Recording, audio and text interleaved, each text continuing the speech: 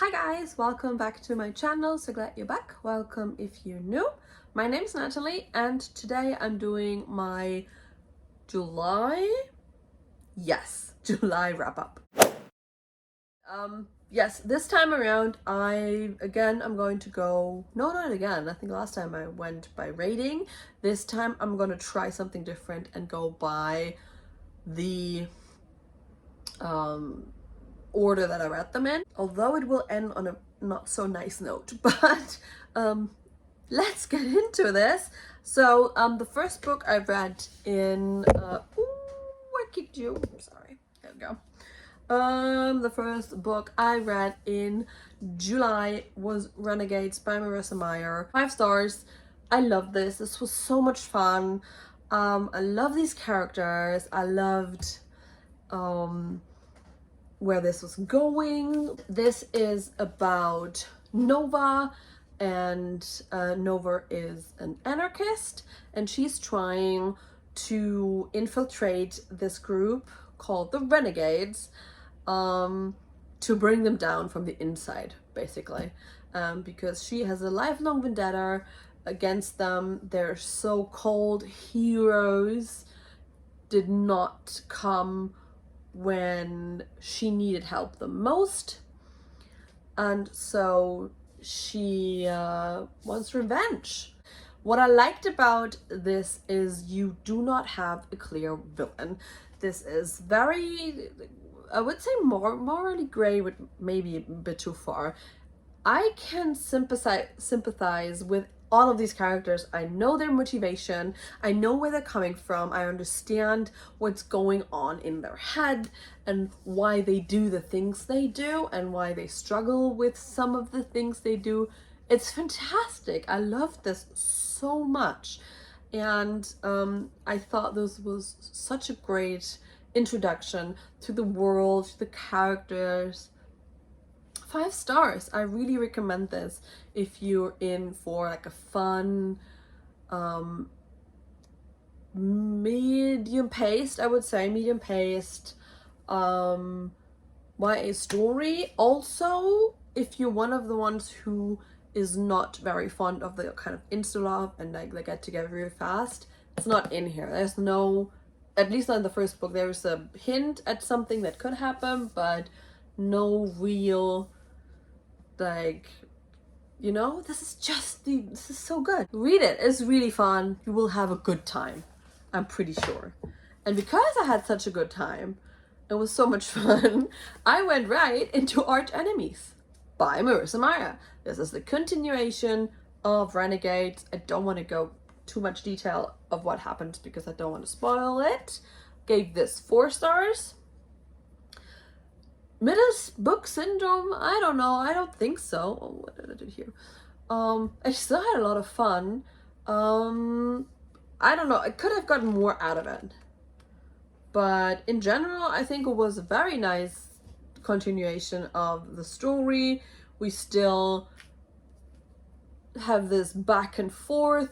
Who's the villain? Who's the good guy? What even does that mean? Why did I give it 4 stars? I don't know.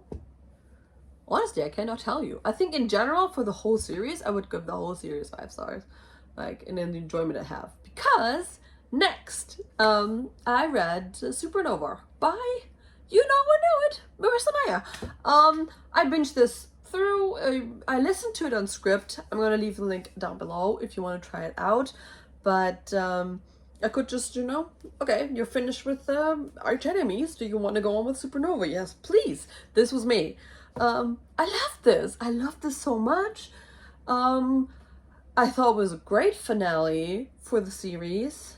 I also realized while reading it that it is, I think it's really easy for when you read it in with a bit of a break, because I read it, and in between all these books there were these comments and sentences and I'm like, yeah, I already know this. We had just had this in the last book. But then I realized, yeah, but the books came out like 1 year, you know, with 1 year pause. So it's actually really easy, I think, to get into it even if you haven't picked up the book before in a while, because there are subtle reminders throughout all of the second and the third book to what had happened and what is important before. So I highly recommend this series. It's really good. It's a lot of fun. I love the finale. Yeah, so I gave the last book 5 stars too, because I kind of feel this representative of the whole series and what it accomplished and what it did. So 5 stars for that as well. And this series kind of established Marissa Maya as one of my favorite YA authors. I love her characters. I love her stories. I don't feel like there was anything left for me to ask. I think like, oh my god, what did happen to this or this? Like I was satisfied. I was very satisfied with what this turned out to be. And if you want to see, I did a little bit of a journal with me. It's up. Nope, I think it's this corner. Is it this corner or is it this corner? Beep. Somewhere there. You can check this out and see what I journal with this. There's no spoilers in the journal with me either. So no worries about that. Then I read It Happened One Summer. It Happened One Summer by author unknown. I blended in here. I'm so sorry. I forgot what her name is. But so this I saw on Chelsea's channel, I think in a book haul. And it sounded so good, so I picked it up right away. This was described as a Schitt's Creek inspired romance. First up, I gave this 3 stars. It was solid, it was fine, I had a good time. This is about, I think her name is Piper. I think. And she gets in a whole mess. She's like this really rich kind of society girl, and she makes a whole mess, and her stepdad is like, okay, no, this is it. I cannot do this anymore. We have a reputation to uphold, and cuts her off and sends her to this little coastal town in, I don't know, somewhere in America. And she has inherited a bar there, I think, and she has to prove to her dad that she can be responsible. And so she's sent there in the middle of nowhere in this fisher town, and meets this really handsome, like dark and tall but broody handsome captain. And this is the premise. I like this. The sexy scenes were really good, like A+. Really enjoyed this. The reason I gave this 3 stars is just because I prefer my romances a bit more slower built than this was.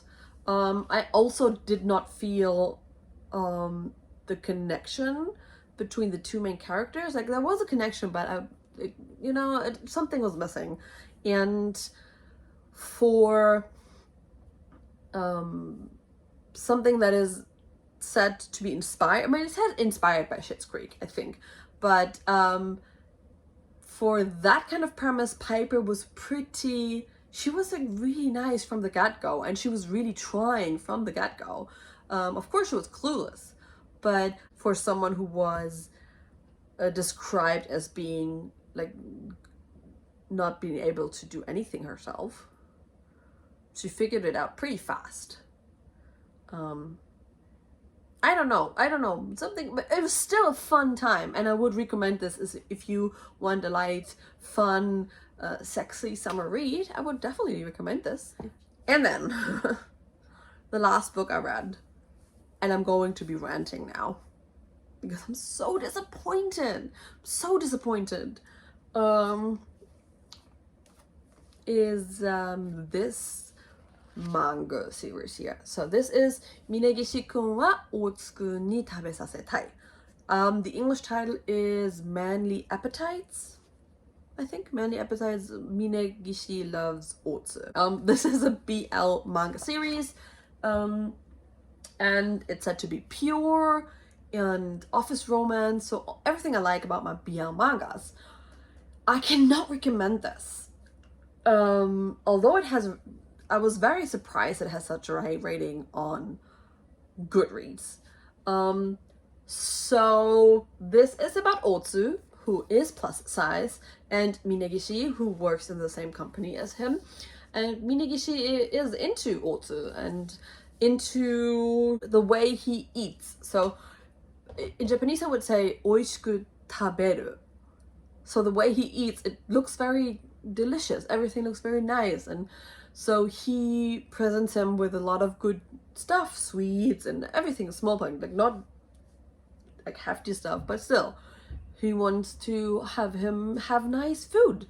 And the first few chapters, so this is told in very, very episodical chapters, because I think this was released on Twitter or some kind of social network before it was put into print form. But so this was very episodical, and the first few were really cute. I thought it was really nice, and it had the potential to be very body positive. I don't know, so I got more and more sour towards the end, and sorry, they're crawling now. If you have a complicated history of food, do not pick this up. This is a feeder fetish. This is not good. I don't know, and then I'm sorry, I can't. So I think what really tripped me out at the very end, where I was like, okay, I'm done now, is when Otsu was like, okay, this has to stop. You're feeding me too much good stuff and I don't feel comfortable anymore, so I need to go on a diet. And then Minegishi overhears this and breaks down crying. Please don't lose weight, and etc, etc. I don't know, it is